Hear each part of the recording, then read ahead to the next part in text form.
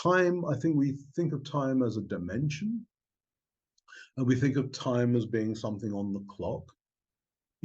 But we say, so what is an hour? Well, an hour is 60 minutes, which is a self-referencing system, which doesn't actually take the argument any further.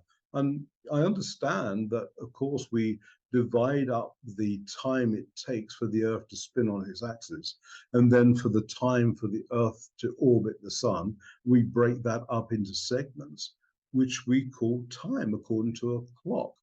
But it doesn't really have any there's no truth to it. That time itself doesn't actually exist other than as a man-made construct on orbiting planets. But it's not actually there. But time does exist in one regard, and it's an energy.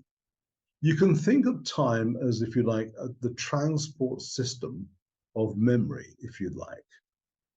So it's an energetic system that gets released at the moment of trauma or upset, or that point when the world doesn't seem quite as safe as it once did. And that happens to all of us. Now, a lot of people watching this may say, well, I've had a really happy childhood and I didn't suffer any traumas and I didn't have any of the problems that you've just listed there.